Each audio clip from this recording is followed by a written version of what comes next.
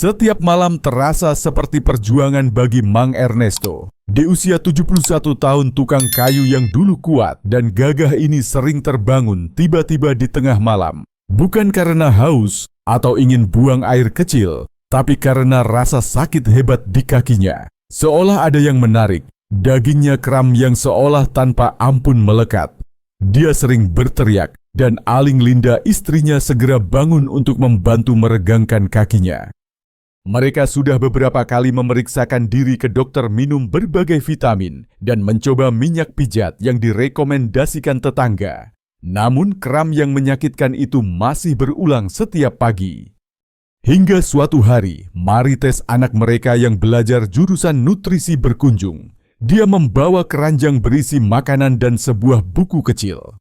Dosen kami bilang kekurangan beberapa nutrisi sangat berkaitan dengan kram otot yang sering terjadi terutama pada orang tua, kata Marites sambil mengeluarkan isi keranjang.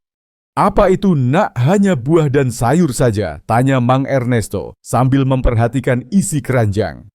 Iya, Tai, tapi bukan sembarang buah dan sayur. Ini 7 makanan yang terbukti membantu mencegah kram kaki. Aku ingin kita coba setiap hari selama seminggu. Mari kita lihat apa yang terjadi. Tidak ada salahnya mencoba. Memang sudah sulit seperti ini setiap malam, kata Mang Ernesto sambil mengusap kaki yang sering kram itu. Keesokan harinya mereka memulai rutinitas baru. Pertama dalam daftar anaknya adalah pisang. Mang Ernesto sudah lama menyukai pisang, tapi dia tidak tahu di balik manisnya, pisang terkandung potasium yang membantu mencegah kekakuan otot mendadak. Setiap hari sebelum sarapan dia makan 1 atau 2 pisang matang. Ini tidak sulit dilakukan karena pisang lembut dan mudah dikunyah. Aling Linda memperhatikan suaminya terasa lebih ringan setelah makan. Hari kedua mereka menambahkan semangkuk kecil alpukat untuk sarapan. Mang Ernesto senang dengan rasa dan kelembutannya. Menurut Marites, alpukat juga kaya magnesium mineral lain yang membantu fungsi saraf dan otot. Jika kekurangan magnesium, kram otot lebih mudah terjadi. Penyesuaian awal tidak mudah. Kadang Mang Ernesto lupa makan makanan itu. Tapi dengan bantuan Aling Linda yang selalu peduli, ini menjadi bagian pagi mereka. Hari ketiga saat makan siang, Marites membawa lauk baru, bayam tumis dengan bawang putih dan sedikit minyak. Mang Ernesto mengerutkan dahi. Dia tidak suka sayuran hijau yang pahit. Tai bayam juga mengandung kalsium dan magnesium. Jika kita masukkan ini sedikit setiap hari ke diet kalian, kemungkinan kram akan berkurang, jelas Marites. Mang Ernesto terpaksa mencicipi bayam itu. Ternyata tidak terlalu pahit, apalagi saat hangat dan ada bawang putih. Dalam 3 hari itu belum ada perubahan signifikan di malam hari. Kadang dia masih merasakan kakinya kaku, tapi tidak separah dulu. Dan yang terpenting, dia tidur lebih awal. Dia tidak tahu perubahan sudah mulai terjadi. 7 makanan yang diperkenalkan Marites perlahan membantu mengembalikan keseimbangan elektrolit dan kesehatan otot tubuhnya. Tapi untuk saat ini baru 3 makanan yang sudah dia coba. Masih ada 4 makanan yang belum dicoba. Apa efek dari daftar lengkap setelah seminggu? Pada hari keempat saat Mang Ernesto sedang minum kopi di teras, datanglah Marites membawa makanan baru dalam daftar biji labu. Mang Ernesto mengernyitkan dahinya. Nak, biji labu itu camilan orang tua atau makanan anak-anak saat menonton televisi. Tai, ini serius, kata Marites sambil menaburkan biji-biji itu di sebuah piring kecil. Biji labu kaya magnesium dan seng. Jika dimakan setiap hari walau hanya beberapa sendok, ini bisa membantu otot dan sistem saraf. Mang Ernesto mencoba mengunyah beberapa biji. Agak keras tapi rasanya enak, terutama kalau dipanggang dan diberi sedikit garam. Saat mengunyah, ia teringat masa mudanya ketika sering memetik labu di ladang.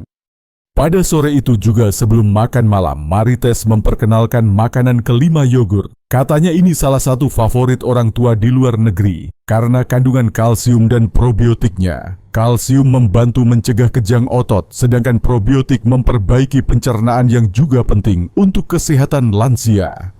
Aling Linda merasa cemas karena tahu suaminya tidak suka makanan dingin atau agak asam. Tapi Mang Ernesto mencobanya dan terkejut karena ternyata ia suka. Terutama karena Marites menambahkan sedikit madu dan buah di atasnya. Mang Ernesto tampak perlahan semakin bugar. Kejang belum hilang sepenuhnya, tapi ia tak lagi terbangun dan menggeliat seperti dulu. Kadang ia terbangun dan masih merasakan sedikit sakit di kakinya, tapi sekarang bisa meregangkannya dan kembali tidur. Pada hari ke-6, Aling Linda menyiapkan sup hangat atas perintah Marites Sup dengan tomat dan salmon. Makanan ke-6 dalam daftar adalah ikan berlemak, terutama salmon yang kaya asam lemak omega 3 yang membantu mengurangi peradangan dan kekakuan otot. Saat menikmati sup, Mang Ernesto bertanya, "Kenapa baru sekarang aku tahu makanan seperti ini bisa memengaruhi kejang? Kupikir dulu kejang cuma karena lelah dan tua." Marites menjawab, "Banyak lansia yang tidak tahu, Tai. Tapi sekarang kita tahu, kita bisa mencegahnya sebelum parah." Hari ke-7 pun tiba. Saat makan siang, Marites mengeluarkan makanan terakhir, ubi jalar. Ubi jalar panggang dengan kulitnya. Mang Ernesto tersenyum. "Aku suka ini sejak kecil, terutama untuk sarapan saat musim hujan." "Nak, aku tahu ini mengandung serat, tapi bisa membantu mengatasi kejang juga ya?" tanyanya. "Iya, Tai," jawab Marites. "Selain kalium, ubi ini mengandung karbohidrat kompleks yang memberi energi dan membantu mengatur kadar gula darah. Saat gula darah stabil, otot jadi jarang sakit." Minggu itu menjadi ujian sekaligus pelajaran. Pada malam ke-7, Mang Ernesto terbangun bukan karena kejang, tapi karena tidurnya terasa tenang dan nyenyak. Ia merasakan kakinya tidak sakit, tidak pegal, ototnya tenang. Ia menyentuh Aling Linda. "Kamu masih bangun?" Kenapa sayang sakit?" "Tidak, aku tidak merasakan apa-apa sekarang. Rasanya sangat ringan." Aling Linda tersenyum, dan untuk pertama kalinya setelah sekian lama mereka tidur bersama dengan nyenyak dan damai. Namun apakah cukup hanya 1 minggu makan ke-7 makanan ini agar kejang malam benar-benar hilang? Ataukah mereka harus mengubah gaya hidup lain agar hasilnya bertahan? Keesokan paginya saat Mang Ernesto sarapan pisang dan yogurt, ia bertanya kepada Marites yang sedang sibuk menulis di bukunya. "Nak, aku cuma ingin bertanya, kenapa ya di usia kami kejang otot jadi lebih sering? Apakah anak muda juga merasakannya?" Marites berhenti menulis dan menatap ayahnya. Tai, menurut penelitian, seiring bertambahnya usia seseorang, kadar mineral penting dalam tubuh seperti kalium, kalsium, dan magnesium menurun. Bersamaan dengan itu, aliran darah ke otot melemah. Jadi lebih sering terjadi rasa nyeri atau kekakuan otot secara tiba-tiba seperti kejang. "Oh, makanya kalau aku kepanasan atau capek berjalan sakit di kaki, jadi lebih sering," tambah Mang Ernesto sambil meregangkan kakinya. "Iya, Tai. Selain itu kadang kita kurang minum air. Dehidrasi adalah salah satu penyebab utama kram, terutama di malam hari.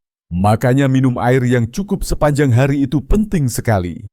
Mang Ernesto termenung. Dulu ia membatasi minum air karena takut sering buang air kecil di malam hari. Tapi sekarang ia mulai minum beberapa gelas air sebelum pukul 6 malam. Mereka sedang mencoba menentukan waktu terbaik agar tidur tidak terganggu. Di minggu berikutnya, pasangan ini tetap meneruskan makan ke-7 makanan yang direkomendasikan. Tapi bukan cuma itu yang berubah. Kebiasaan sehari-hari mereka pun perlahan ikut berubah. Setiap pagi Mang Ernesto berjalan mengelilingi halaman rumah. Jalanannya pelan, tapi terus-menerus. Menurut Marites ini membantu peredaran darah. Darah mengalir lebih banyak ke otot sehingga menghindari kekakuan yang juga penyebab kram. Siang hari Aling Linda memanaskan air dan mengompres kaki Mang Ernesto dengan handuk hangat saat dia beristirahat. Ini cara sederhana untuk melonggarkan pembuluh darah yang kaku dan membersihkan racun dari otot. Tidak lama kemudian Mang Ernesto menyadari bahwa walaupun dia berjalan cukup jauh di sore hari, ia tidak seperti dulu yang harus duduk setelah 10 menit. Kakinya sudah lebih kuat. Perlahan, tapi pasti ada perubahan yang nyata. Suatu malam saat mereka berbaring, Mang Ernesto berbisik kepada Aling Linda, "Sayang, aku merasa kekuatanku mulai kembali. Aku sudah tidak merasakan sakit hebat di malam hari. Aku tidak takut lagi tidur." Aling Linda menjawab, "Syukurlah kita punya anak seperti Marites. Kalau dia tidak mengajari kita tentang makanan ini, mungkin sampai sekarang kamu masih terbangun karena sakit." Namun di balik semua itu, Mang Ernesto tahu bahwa makanan saja bukanlah solusi. Dibutuhkan disiplin dan konsistensi. Tubuh orang tua itu seperti tanaman. Harus dirawat, diberi cukup air, diberi makan yang tepat, dan tidak disalahgunakan. Ia tidak menyangka, di usia Marites yang masih muda, ia belajar pengetahuan berharga ini. Dulu ia kira anaknya hanya sibuk dengan buku-buku saja. Tapi sekarang ilmu anaknya itu yang menyelamatkannya dari penderitaan setiap malam. Hari-hari berlalu dan perlahan mereka membagikan pengalaman mereka kepada tetangga. Aling Cora 68 tahun yang juga sering mengalami kram, mencoba makan pisang dan alpukat. Mang Ramon yang sering sakit paha di pagi hari, mulai makan ubi jalar setiap siang. Pengaruh pengetahuan Marites meluas, dari rumah mereka perlahan sampai ke seluruh komunitas. Namun di balik keberhasilan itu ada satu pertanyaan yang masih menghantui Mang Ernesto. Jika ia berhenti makan makanan-makanan itu, apakah kram itu akan kembali? The next morning, while Mang Ernesto was having breakfast of bananas and yogurt, he asked Marites, who was busy writing in her notebook, "Child, I just want to ask, why is it that at our age, muscle cramps happen more often? Do young people feel the same way?" Marites stopped writing and looked at her father. "Dad, according to studies, as a person ages, the levels of essential minerals in the body, like potassium, calcium, and magnesium, decrease.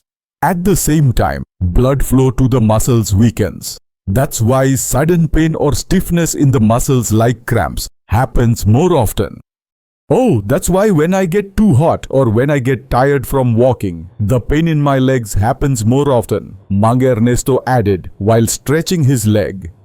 "Yes, Dad. And also, sometimes we don't drink enough water. Dehydration is a big cause of cramps, especially at night. That's why drinking enough water throughout the day is very important." Mang Ernesto thought for a moment before he limited his water intake because he was afraid of having to pee a lot at night. But now he had started drinking a few glasses of water before 6 in the evening. They were figuring out the best time so it wouldn't disturb his sleep. The following week, the couple continued eating the 7 recommended foods. But it wasn't just their diet that changed. Their daily habits slowly changed as well. Every morning, Mang Ernesto walked around the yard. It wasn't fast, slow but steady. According to Marites, this helped circulation. More blood flowed to the muscles, preventing stiffness, which also causes cramps. At noon, Aling Linda heated water and wrapped Mang Ernesto's legs with warm towels while he rested. This was a simple way to loosen tight veins and flush out toxins from the muscles. Before long, Mang Ernesto noticed that even though he walked quite far in the afternoon, he wasn't like before, where he needed to sit down after 10 minutes. His legs were stronger. It wasn't fast, but the change was clear. One night, while lying down, Mang Ernesto whispered to Aling Linda, "Dear, I feel my strength coming back. I no longer feel the severe pain at night. I'm not afraid to sleep anymore." Aling Linda replied, "Thank God we have a child like Marites. If she hadn't taught us about these foods, maybe you'd still be waking up in pain." But despite everything, Mang Ernesto knew that food alone wasn't the solution. Discipline and consistency were also needed. The body of the elderly is like a plant. It needs care, enough water, proper food, and must not be abused.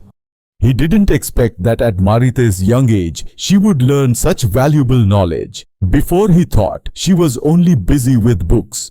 But now his daughter's knowledge was what saved him from nightly suffering. Days passed, and bit by bit, they shared their experience with their neighbors.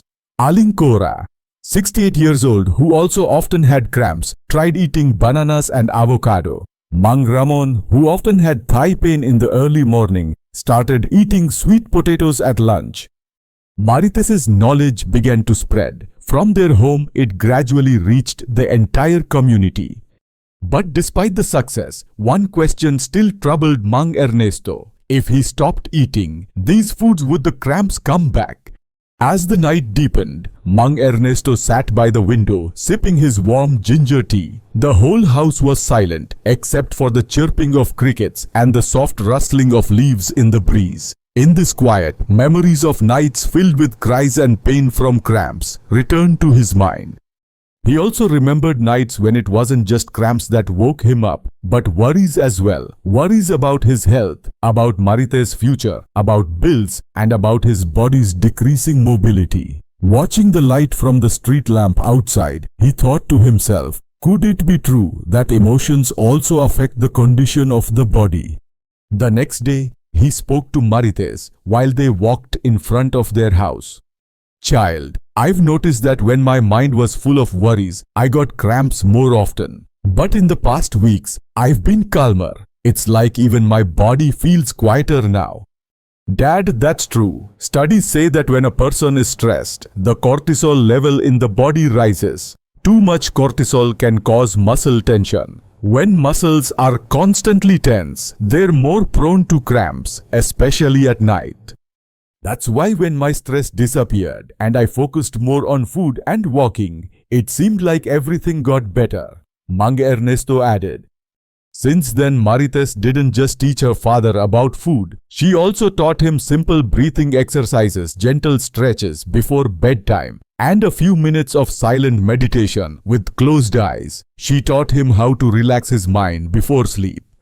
One Sunday night, while Linda was lighting a lamp, she noticed her husband no longer rubbed his legs. He didn't sigh heavily or suddenly grimace anymore. The whole night was calm. No more massages were needed. No more warm towels or medicine to fall asleep. Only one thing was needed: discipline in eating, knowledge of nutrition, and peace of mind. And from that night on, the 7 foods and the simple care from his daughter changed the course of Mang Ernesto's life, though the strength of his youth didn't return, the comfort of restful sleep and confidence did. In the village, he was now known as Mang Ernesto, the man who no longer got cramps. He became an example that with simple knowledge and commitment, it's possible to improve the quality of life even past the age of 65. And his story became an inspiration, not because of a miracle, but because of knowledge, action, and love for oneself, for family, and for each night full of new hope. If you want, I can help craft an ending message or a refle